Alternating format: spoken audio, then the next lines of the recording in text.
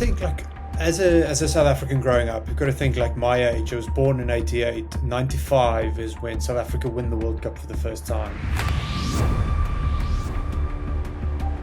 GJ, you're a lovely person. You're a great bloke, but you're simply not quick enough. You're not tough enough. You'll never make it a professional sport. Like most rugby players, I said to him, I wasn't exactly sure. It could be this, it could be that. And he's a very successful businessman. And he just probably, in a very elegant way, probably asked the same question a few times during that trip. If it is in a sector that I know nothing of, it'd be very easy, much easier for me to be in that position. If it was something that I felt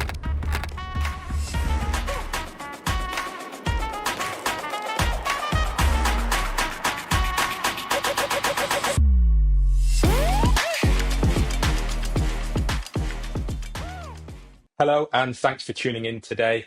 This week's episode is brought to you in conjunction with Upskilled and their mini MBA. If you want to get the skills and knowledge to help move you forward without all of the big expense, then this mini MBA with Upskilled is the right way to go. Follow the link in the show notes and you can get $500 off. GJ, thanks for joining me on the show today. Great to have you on Career Clarity with Athletes. No, thank you very much for having me. It's nice to speak to somebody who's in the southern hemisphere who's not experiencing the same nice weather we're experiencing at the moment. No, I feel like I'm in the wrong place. Probably for the first time, someone in England trumps me for weather because it is quite miserable here at the moment. Yeah. Well, look, I guess we have. Well, technically, we've both swapped hemispheres to have this chat today, but it's good to speak to you to get a bit of an understanding of your career and what I guess that transition is like for you coming out of full-time professional as an athlete, and some of the things and twists and turns that you've had to navigate along your way. And so look to I think like. There we go. I think we just kicked in a bit of a delay, but what I was going to say is what will be fantastic is just to get a quick intro as to who you are and, for many people listening and watching, what you're up to nowadays. Yeah, so like I said, I'm very lucky. I've played professional sport all my life. I left school. My goal was always to be a professional rugby player. There was no opportunity to have a second choice. It was all my eggs in one basket. Was lucky enough to join my boyhood club from straight out of school into a professional environment. A team that was super successful when I joined them. When I was at school, they were probably the worst team in the Super Rugby League.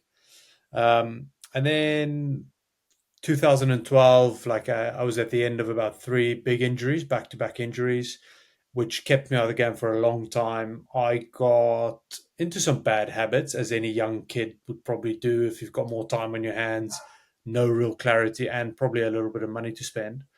So I got to the crossroads where I had to decide whether I'll either continue the way I am, which will probably mean my career will end within 2 seasons at 26, which is very young, or I made the decision to move abroad initially only for 2 years to go and learn to speak proper English and get exposed to a different environment and then come back to South Africa.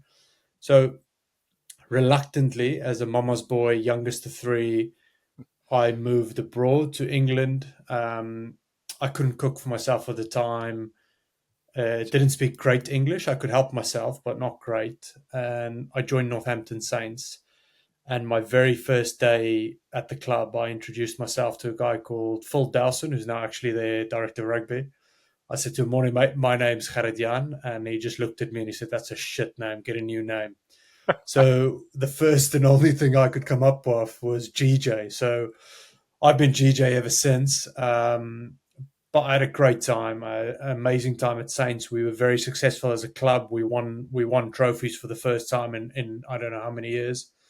I then joined Worcester Warriors, who was an underperforming club.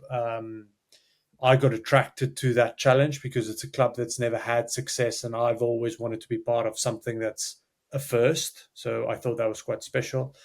Naively, I stayed at the club for 7 years, which was too long.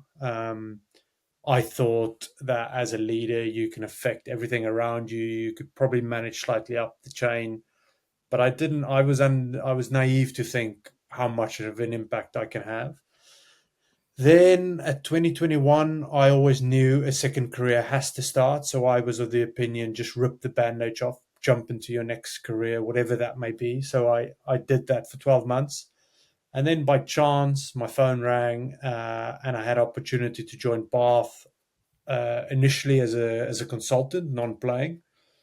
The chairman at the time had a unique way on how to get me involved. He knew I get drawn to a challenge, so he challenged me whether I wanted to play. I initially said no, went back into playing one season, which turned up to be a second season, and then ultimately that's why I finished my career.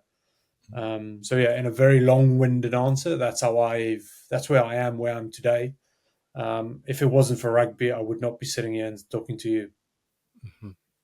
Yeah. Well, thanks for that overview. And I would say, I think that endpoint is a fantastic one. If it wasn't for rugby, wasn't for the sport, you wouldn't be. And it is, I always say, sport is it is a passport to the world.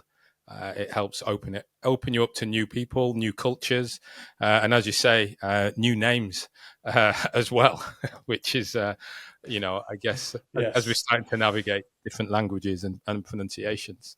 Um, I mean, there's so much to unpack, and that's really what I want to do is just listening to that story.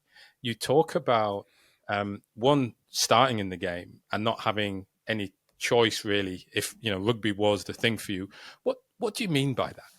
I think like as a South African growing up, you've got to think like my age. I was born in 88. 95 is when South Africa win the World Cup for the first time. I can still remember sitting in front of the TV with my Springbok shirt, watching Joel Stransky kick a drop goal to win it in extra time, watching Nelson Mandela hand over the trophy to Francois Pienaar. So, like, those are memories that are engraved in my mind and I'll never get rid of them. So, with that in mind, and me always loving sports, it was Hansi Cronje from a cricket point of view, it was Francois Pienaar from rugby, and it was just like, it has to be sport. That's all I want to do. And then being lucky enough to have parents that can support me and challenge me and drive me to coaching and drive me to tournaments. So that was just always the dream. Like we ask kids when we're young, like, what do you want to be when you grow up? My answer was always professional sport. Right. And then again, like a lot of hard work and a lot of luck got me to a place where I could play representative rugby and then got me into the Bulls. But my parents, you got to think like my mom is a qualified teacher, economics degree. My dad's a doctor. My elder sister is an accountant. My middle sister is an occupational therapist. And then it's me. I've got no degree. My parents always said to me, you have to study, you have to have a backup plan, you have to. But I was naive or young or whatever the word, ignorant.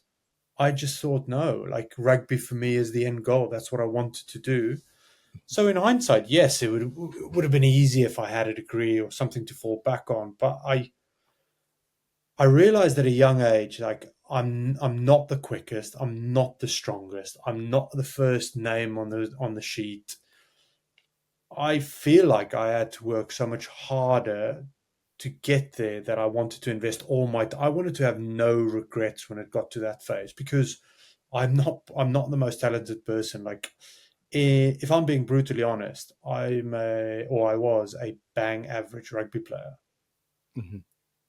So, what is it then? I guess that I suppose my first question comes into: do you think you could have achieved what you did in rugby and the longevity that you had in rugby if you'd put a 10%, 15, 20% of your time towards getting a degree, doing the study? Yeah, I guess 100% I could have done that because when you're young and probably now for me still, I don't know what I don't know.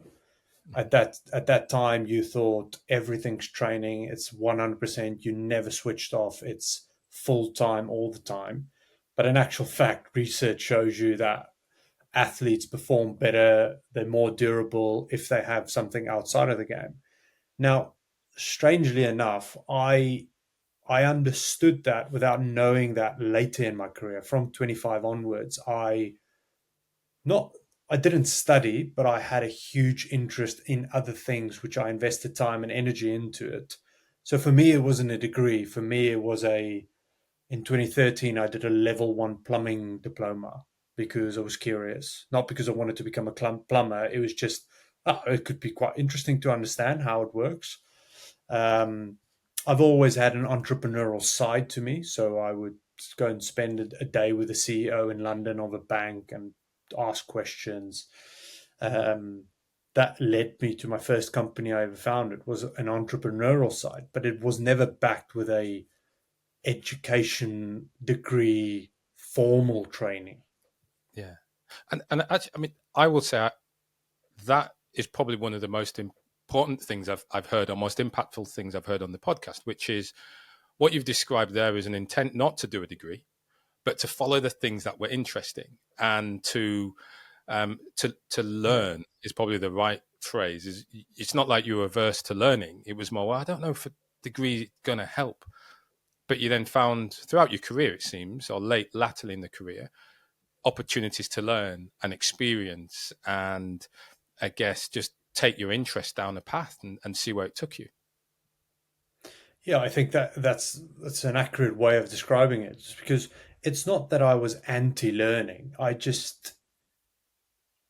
just wasn't that interesting for me at the time. It was more interesting to understand how do you start a company, how do you do tax returns, how do you convince somebody to buy something of you if it's a luxury item, like the psychology behind purchasing, like those things I find very, very interesting. And I guess you can learn a lot about that in a formal education side. I just, I haven't done it yet. Hi, I want to take this moment to thank Upskilled and their mini MBA for sponsoring this week's session. One of the great things about their mini MBA is it allows you to gain the skills and knowledge to help propel you that little bit further forward. It gets you understanding the vocabulary in the room and also gives you some of those skills to navigate the corporate career, the government career, or indeed stepping into not for profit. So, big thanks for Upskilled and the mini MBA for sponsoring this week. And hey, check it out. Link in the show notes. You can get $500 off. Mm-hmm. No. Well, interesting you added the word yet, so we'll have to see. Let's see where we get to with this. But it is fascinating how you know, again, you followed it and it was perhaps on that practical side. You're interested in plumbing. Again, you know, that practical aspect. And so do you think I don't know if you know how much you look at learning styles and approaches, you know, and it's always important to have this mix of things, but it seems like you follow those interests in natural ways. What is it that changed during your rugby career that started to open you up to explore your interests outside of the game? I think if you wind the clock back, and I can tell you the date and the time is like in 2015, I was at Worcester Warriors, club captain, being paid well, loving my life. My wife is a doctor. She moved over. We then got married. She had always had this idea on specializing or becoming a consultant, whether it was in radiology or radiotherapy or anesthesia or a surgeon. I looked at I experienced the passion she had for what she did. And I was like, wow, like that's not even sport, but look at the passion she has for what she does and that she wants to invest even more time. Like this is 9 years into studying. Now she wants to do a further 7 or 8 years. So I think that had an impact on me. Again, then you have conversations with players you look up to, and then you go like, "What are you guys doing now? How's life after rugby?" Because from the day I started until probably last season, transition, the topic has always been doom and gloom. Like it's so bad. Like enjoy the moment now. You're never going to get it back. You're going to be retired for a long time, and I found that quite negative. Now, whether that was the intention of the way we communicated or not, I don't know. I just found it extremely negative. So I was curious on why people think the best part of your life is 20 to 35 or whatever your career is. Like, surely there are things post 35, post professional sport that is also amazing.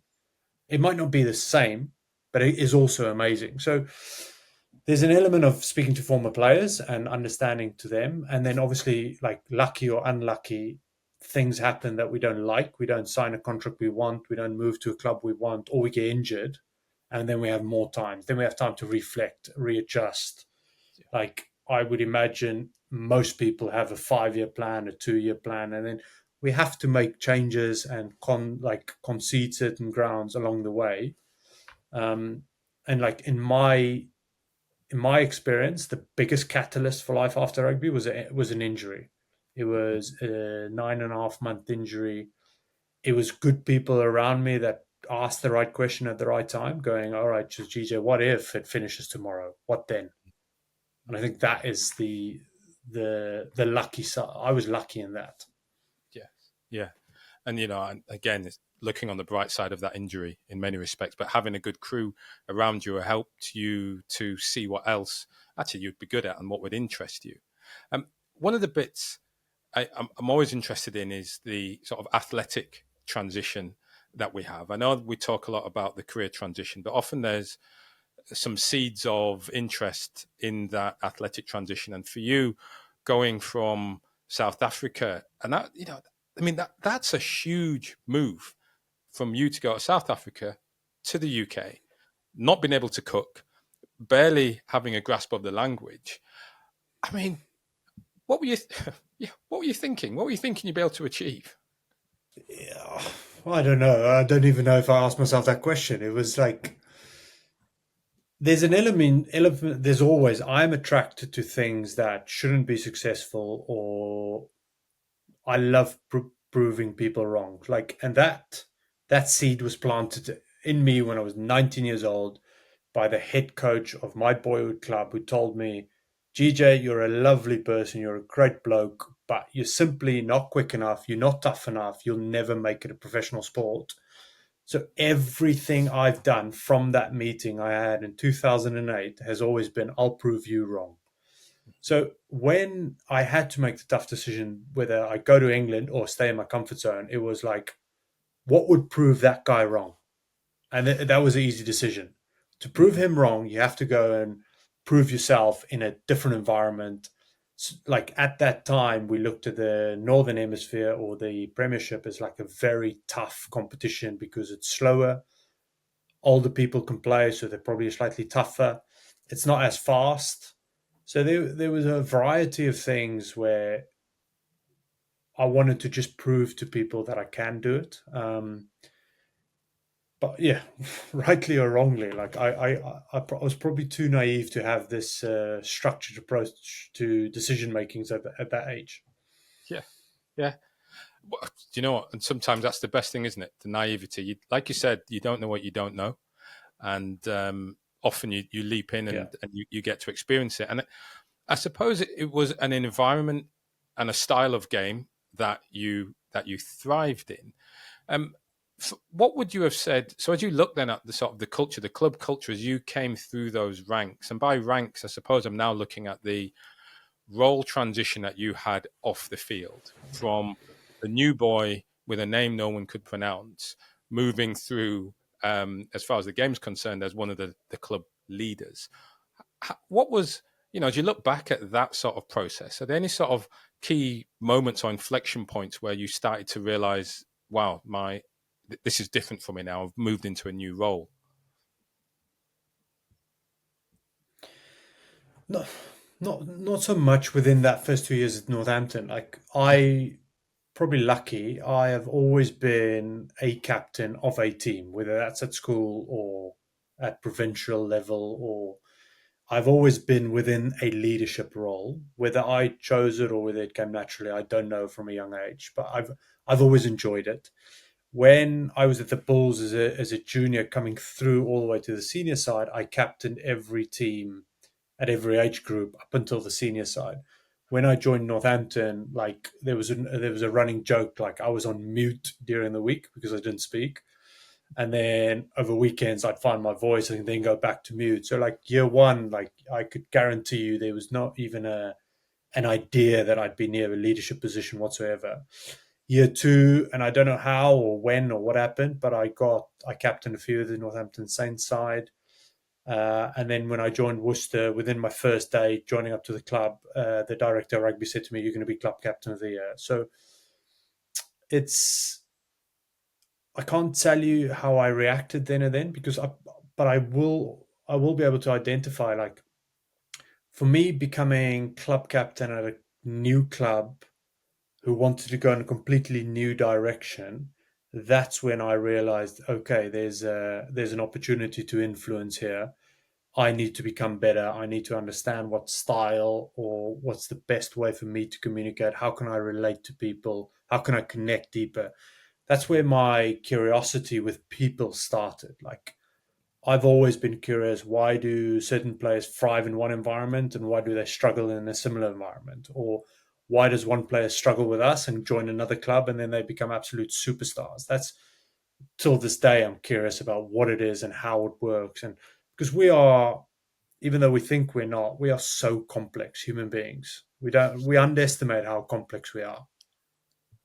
Yeah, the culture and the role of culture. And I guess as you talk about moving into a leadership role for a club that wanted to move to a direction. When you find, so as you have found yourself in those leadership positions across different clubs, different countries, and levels, I mean, I'm not sure what my question is here, but it's something around what culture, what are the sort of values then perhaps that you would see that for you have helped you form a culture, or the type of culture where you thrive as a leader? Yeah, like I probably base those things on my previous examples and experiences. So I went to a school called Afrikaans Hoërseun School, which is an all boys school, just over 1,000 boys. Went to boarding school there. I think it was the best time of my life. Like, you played sport, you were with your mates 7 days a week, and I think I got exposed, or I experienced a culture of nobody is bigger than anybody else. Nobody is bigger than the team. Nobody is bigger than the sport. You make absolute lifelong friends. So those lifelong friends don't have agendas. They tell you straight to your face whether they think you acted in the right way or the wrong way. There was no substitute for hard work, because in such a competitive environment, every kid works so hard. And I'll never forget, like, when I played under 14 trials your first year at school, my parents sat me down and said, like, I know you played you were in the first team and you were captain of your primary school, but, like, don't be surprised if you're in the B and the C team. And I was like, who on earth do they think they are to tell me that I'll be in the B team? But it's like all those things, like, again, I want to prove people wrong. Again, I'm in a good environment. I then joined the Bulls, who professional environment, most successful period of that club ever. Um, Over there, it was everything was based on connection, getting to know people in a much deeper way than just a superficial "hello, how are you." Again, I can't understand how we managed to train and work as hard as we did when we were that age. Like, if I look back on it now, it's stupid what we did. But that team went on to be the most successful team ever. Mm-hmm. And then, so when I got to a Worcester, it was, what did I like of my previous experience? What worked really well? And then getting to understand what will work within an English environment, because it is different. Like, it can't be a copy and paste model. And I made some blunders. Like, I tried to introduce certain things. I had certain expectations of certain people, and I got it wrong. I got it Yeah, completely wrong, and I'll be the like first person to admit yeah, that. what are But the I type? think that's What did you part get? of the growth period. Yeah, what did you get wrong at that time? I'm interested about what sort of blunder that is as a leader. So, to give you context around it, so I joined Northampton Saints, or I leave Northampton Saints, who've just won the Premiership. I join Worcester Warriors, who've just been relegated. So I go from the very top of the league to the team that's just been relegated. The director of rugby who came into Worcester this actual year they got relegated, made like wholesale changes across the board. So when I turned up, it was all about, this is a 5-year plan, carte blanche, we start fresh. And I wrongly assumed that the people were still at the club when I joined, who was part of the relegation thing, they just either didn't care or didn't see the importance in this club getting back. So I probably had expectations which were too high. From now, I'm talking about support staff, I'm talking about commercial staff, and I'm talking about some players. And I was probably too harsh on them because if I look back on it, like in their world, they were probably already at a certain level, performing at a high level. But me coming from a club that just won the Premiership to that club, I was like, it's way below par. And instead of spending time and educating them on what actually is required, I probably, in a very South African way, very blunt, would have said, like, this shit's not good enough. I'm sorry. And I don't think that is the right way to either treat people, and I don't think it's the right way to start off at a new club. So, like, there'd be countless examples of similar things where I got it wrong, or whether it was coaches or whether it was support staff who I just didn't feel were good enough in their job. Like, there were moments where we would do rehab sessions, and I'd turn up to a rehab session and we'd do an egg and spoon race. Now, like, old GJ would absolutely lose his shit. Like, why on earth is a professional Premiership rugby club doing an egg and spoon race in rehab?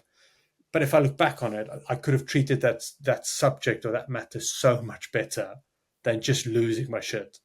Yes. Yeah. Fascinating that.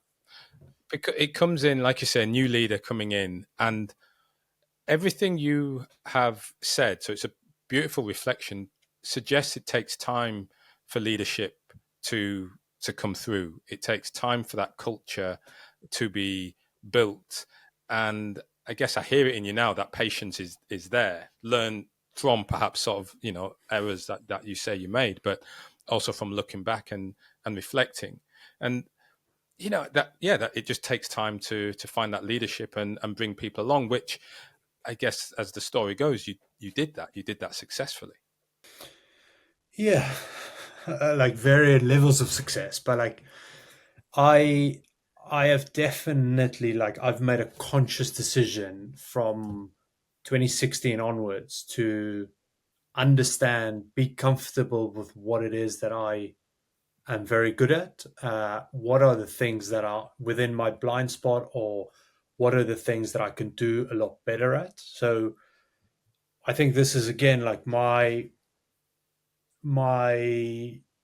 what's the word? My curiosity about getting better and my will to get better is something I underestimated at the time, and then realized from 2016 onwards. Like, if I really want to be the leader this club needs, or if I really want to be the person I think I am, I have to be truthful with myself and understand, like, I don't know nearly as much as I think I have. And if I'm going to influence people and inspire people, I need to become better at this. It's like any other skill, whether it's learning to catch and pass or kicking off both feet. Like, you have to create time to go and get better at that skill, and also be realistic. Like, it's not going to be natural. It's not going to be good the first time. No. It's going to take time. Yes. And so that time for you, at what point did you really start to think, "Hey, my career is going to finish. I'm going to stop playing full time at some point, and I'm going to have to move into something else." When when did that start to occur for you? So yeah, very easy. 2017, we played opening round against Saracens at Twickenham. I was club captain that year. Again, we had like a dismal preseason with like dual management, documents being stolen. Like, I could entertain you for hours on what an absolute clown fest we were involved in. But I got a little bit of a whiplash, nothing major. I failed my HIA to go get back onto the pitch. Did the normal at that stage. The protocol might have been 7 days off feet or whatever. But I never felt normal. I felt like I was slightly hungover every day, in a fog, in a daze. But I wasn't really concerned because I've always known there's injuries involved in sport. Um, this is just another small hiccup. Um, I then get told, like, take an extra 14 days. Why don't you take some time away? My wife at the time, she couldn't take any time away. So I jumped on a flight with two friends. We went away, and then Graham, who's one of my business partners now, said to me like, "So what are you going to do if rugby finishes tomorrow?" Like most rugby players, I said to him, I wasn't exactly sure. It could be this, it could be that. And he's a very successful businessman. And he just probably, in a very elegant way, probably asked the same question a few times during that trip, which Mhm. made me think. Um, I then got told by a neurosurgeon in London that if you were my child, I would never let you play rugby again. And that's when it shook me. I was like, "Oh, all Wow. right, this isn't just maybe something I can get over it." The uncertainty around that injury was the thing that broke me. There wasn't real evidence or just stay off feet for 14 days or do an integrated thing back into, like, the uncertainty was tough, but that maybe just highlighted that, it might come earlier. I've also been very lucky. Like at this stage, I was paid handsomely for a rugby player. I was paid well. I was very happy. So if it comes, it comes. And Mhm. then, ironically enough, top management changes. I got involved in board meetings discussing some of my peers' futures, contracts, which I think is a very unfair place to put a current player in. I then saw that world where decisions weren't really made on humans. It was very business, contract, transactional, and I think that maybe made me like shook me a little bit and said, "All right, like Inside. it's lovely kicking a ball around with your mates in the sunshine, but there's a focus from a profit point of view that needs to be met." Um, and that was like the catalyst that made me think, okay, dedicate time, sit down, assess what it is that you love, map out the next 10 years, map out the next 5 years, map out the next 12 months, 6 months, 3 months. And then, just like we are creatures of habit. So my whole life, I've been given a schedule, a training program, a, the clothes I need to wear, just build my own schedule, even though I wasn't physically training and being a professional rugby player. Just figure out what it is and then just commit to it. Like, we're pretty good, if you're a professional athlete, to commit to stuff. We just Yeah. need to know, yeah, I could do that. Oh, I fancy that. Then we commit. So, like, I just, I banked behind that. Mm. So, I'm, I'm interested. It's going to sound really basic, but how? How did you then develop a schedule that wasn't integrated into sport, but was focused on you looking outside of the game? So I think my scenario was unique because of the whole uh, ambiguity around concussion at the time.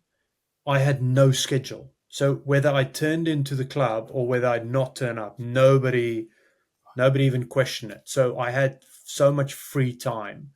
So I mapped out, all right, this is my normal schedule. I'm in Mondays, Tuesdays, Wednesdays off, Thursday, Friday, Saturday, weekend. So I mapped out, all right, I at least need to have 4 days doing actively something. I'll take one day off. Now, bearing in mind, I wasn't allowed to watch any TV or spend any time on my phone or a laptop. So that became very difficult. So the first thing I did was, I love the outdoors. I bought sheep. I bought 8 ewes with a farmer, and I was like, from where I'm from in South Africa, you'll never be able to farm with sheep. So Right. learn a new skill, learn to farm with sheep. That got me outside. The second thing I did was, Graham said to me, like, you know people, you're brilliant with people. Why don't you become an agent? And I was like, all right, love people, agree, never want to be an agent, tick that off. How else can I be with people? I then looked at business opportunity, whether those are services or products or stuff like that. And then, naively, I chose the most difficult one, the one I know the least of, which is retail and leather products, because I thought, why not? No one else would choose that. They'll go for something they already know. Choose something I know the least of and just jump into that. So that's where I founded a company called Velze and Smith, and we sell luxury leather boots. It's very classic stuff. And I just went, all right, how do you do it? No idea. Find out, speak to manufacturers, go and see factories, find locations in the world. Like, it was just because I had time. So I would then literally map out, Mornings will be allocated to sheep. Afternoons will be allocated to product design, whatever I called it at the time. I couldn't tell you. So I just started tracking that. Yeah. And then I got, all right, where can I go? Where can I go for my own health and my own mental health from rugby point of view? Who are the people I respect? And if I don't know them, go and find absolute experts in rehab. I got a lady involved who I owe everything to of Julie Snow. Sorry, Julie Hayton. And I got Julie Hayton on board. I got her to start working with me. We then replicated a similar training schedule. We allocated time for a variety of things. And I just took control of everything there because I didn't feel anybody was going to do anything for me. I had to do it myself. Right.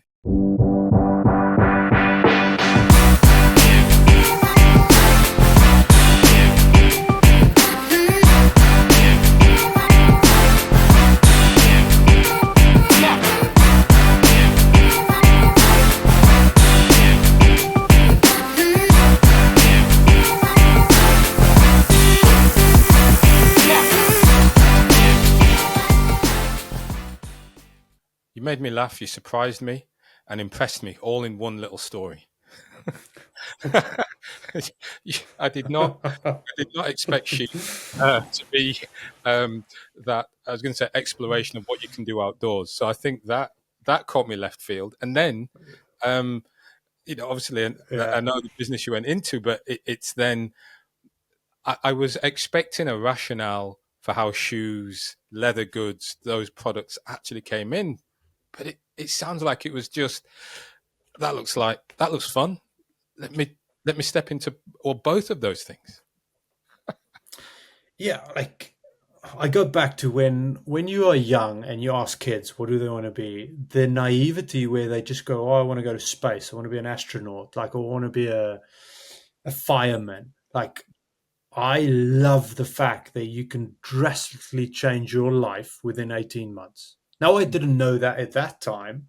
I just Yeah. love the dream, the kid in me that could dream about like the world is your absolute oyster. Now my mom will to this day say that you could do anything you want to do as long as you just put your mind and your soul to it. So I I couldn't highlight it at the time as the reason for making the decision, but if I reflect back on it now, the fact that I could choose anything made me go for the ones that were probably most unrealistic. Yeah.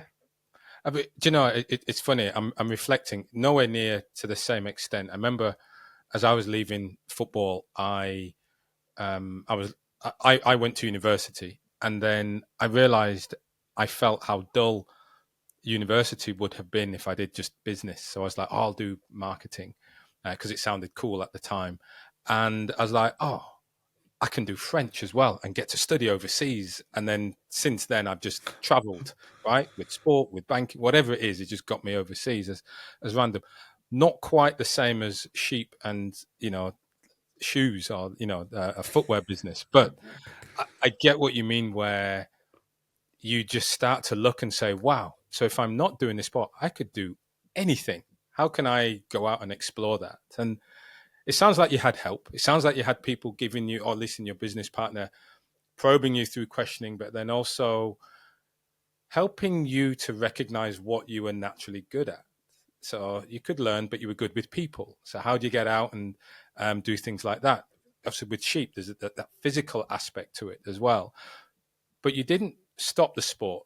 Your, I guess, natural integration or structure helped you to get on top of your concussion, to get on top of your injury, so that you would be able to, in some way, well, come back and play again, but maintain health. Yeah. Like I think the one thing I'm really lucky of, I've got a very close knit group of people, whether they're friends or mentors or whatever category they fall in. These are people that I have made notes within my diary across the whole year to check in with them. For some of them, it's bi-weekly. For some of them, it's monthly. For some, it's only once or twice a year.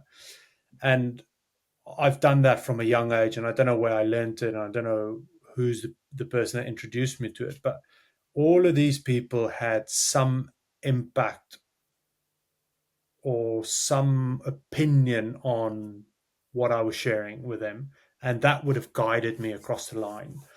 Um, like I never took it, I never lost focus that rugby was the number one goal, will always remain the number one goal when I was contracted as a rugby player. So, and I absolutely loved rugby at that time. Like, so it was still the kid running around barefoot in 1995, celebrating the Box winning the World Cup. Like that kid was still alive in me. But I guess through good people, and I get like that's the value of an unbelievable network or support structure around you is those people truly know you. They're not there to be a cheerleader. They're not there to question everything you do. They're there because they want you to be happy and they want you to reach your potential or maybe exceed your potential. So, like, I think that is probably one of the most valuable things any human being could be, whether we're discussing transition or any person. Like, having good people in your life is the difference between loving life and just living. Fully agree with you there. I called it a crew pit mentality, but having people in your corner who want to be there because of you as a person, not because of what you do, right? Not because of what you play or companies or anything like that, but simply because, they have a love for you as an individual. And, we lose sight of that sometimes. And I know I was speaking with, again, on the show a few months back, someone who he looked back on his career and he recognized some of his down times were when he pushed people away, thinking, no, I've got to focus in and lock in and get sport right. I've got to focus in, lock in, get business right. And he pushed his close community away from him. And that was probably said some of his hardest moments. And so I guess for you, rugby has this culture, this community that sits with it, right? And as a player, you kind of have that little circus or little bubble that sits around us. As you sort of come further away from that, certainly you come away from a player, then as I guess initially as a consultant, although playing to an extent. Do you get a sense? Was that any time for you a sense of dread or fear? The more you pull away from that bubble of sport or bubble of professional rugby. No, not one bit of fear. There's the element of uncertainty because we don't know what it's going to look like. Like I said previously, every time the topic from transition was discussed from a former player or from the RPA, it was always doom and gloom. So there was that side of it can't be that shit. Like honestly, it can't be. So yeah, I it's probably the uncertainty that gets you, but it's like anything. It's the uncertainty on whether I'm making the right strategic decision with a company to go with this supplier or that supplier. I don't think there's a fear. Um, like interesting enough, I had this conversation with a very very good friend of mine who she captained England water polo side in the 2012 Olympics, and I said to her like it was 6 months after my retirement. I said to her like I'm waiting for something bad to happen, and it's not happening because everybody I've always spoken to has said like it's terrible being retired. Mm-hmm. And I guess in that instance, like it shows I'm very lucky. It's not the same for everybody else. But then again, it doesn't make it easy. Like there are still days when you wake up and you think, like, I just love to have some contact or some ability to knock somebody over, or oh, I just love to compete. I went for a run on Sunday for the first time in 12 months. So I've got my son in a stroller and I'm running. And there's a lady running past me, and I'm like, oh, well, she's not running past me. So the competitive edge is still there, but I As long as guess like I know myself so well. Like, say again, as long as you don't tackle her. or run her down with a stroller. Um, I think I'm so comfortable with me and what makes me tick that it will never go away.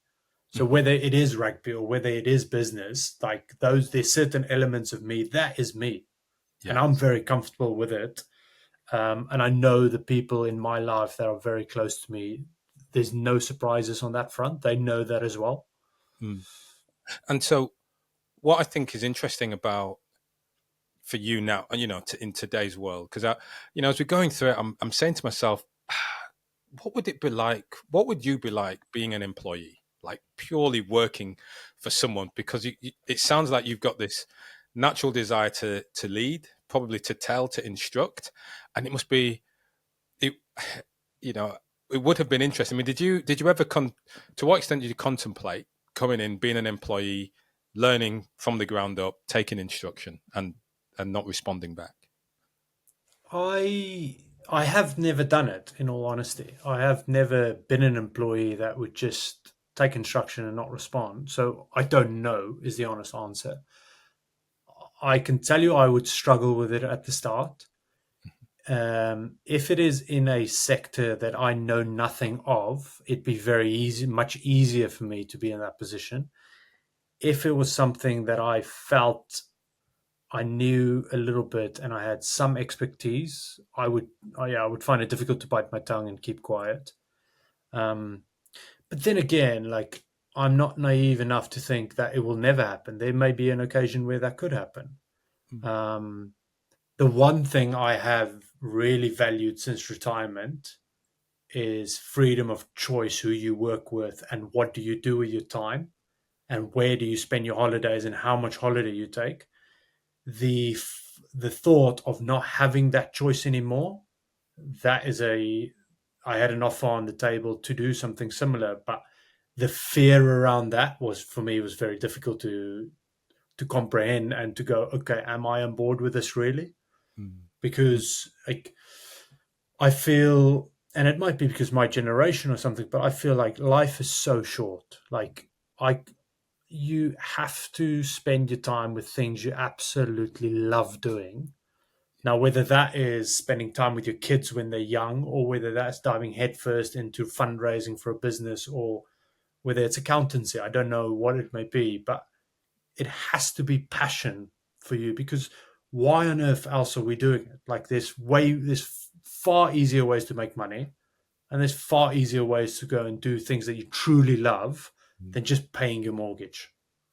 Yeah, and you keep yourself busy. You've got what I would describe as a portfolio of opportunities and interests.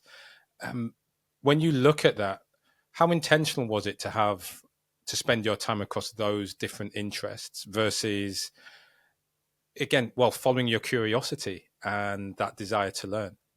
I think I underestimated how important it was to me until my first 12 months out of the game when I left Worcester. So, when I left Worcester, I didn't like rugby. I didn't like anything surrounded with rugby purely from the context we were in. So, that 12 months was tough in a sense because I underestimated the value in people around you on a day to day basis because I jumped headfirst into a solo entrepreneur uh, office on my own, wake up, whether I worked or didn't work, nobody had a clue what happened. So I underestimated the community aspect to it. Um, but now I realize it's so much better now that we've got a son and he's 22 months. So having the freedom to choose to spend a Thursday with him every week, I find so valuable. But I would never have had the foresight to project or to forecast that when we had our first son. Yeah. So to me, it's like, wow, why wouldn't you do it? Um, and I guess the one thing I struggled with just outside of rugby was the lack of pace at which things happen. So you send an email off, you get a reply in 4 days' time. You want to measure outcomes, and it takes a quarter. Yeah. And that, like, I was furious when people couldn't respond to emails, and I can't get information I need, and I don't know if the process is working, and I don't know if this has fixed the problem. So then that's when I realized, all right, what's the fastest moving worlds out there? It's professional sport or it's startup companies because you have to pivot, navigate challenges. It's every day, every week. In startup life, you can send an email on a Saturday and get a reply on Sunday. You can pick up the phone on Sunday morning and somebody would answer. So I've I've made a conscious decision to be involved in startup companies from that point of view and scaling, because I think the obstacles and the challenges you have to overcome are changed weekly, which is similar to sport. Um, and then also just sticking to what I feel I'm very comfortable in, and I've got a huge passion for that, like, which is people. Yeah, I love that, and such. It's good as you look back and you can pick up those elements, and like you say, it's not always an intentional. Well, it's a choice, but you don't necessarily know the benefits of it. Until you then look back, like now you Yeah. think, wow, well, this is fantastic. So, you know, when you think of athletes, coming through the professional rugby game, who are thinking, how can I be best prepared for that life after sport? Given your experience, what guidance would you give to them? I think the best advice I ever got from a transition point of view when I was younger is the financial discipline side to it, because everybody talks about saving money, work with your money, live within your means. When you sign a contract that increases, you don't need to go and spend the more money you have, because, and I think that's valuable advice, but I didn't know how valuable it is. But the way I understand it now better is, like, if I am disciplined throughout my career, I give myself choice and runway space when I retire. Physically, just meaning the day my salary finishes as a professional sportsman, I have 3, 6, 12, 18 months of runway to go and explore, exclude, try, travel, whatever it may be.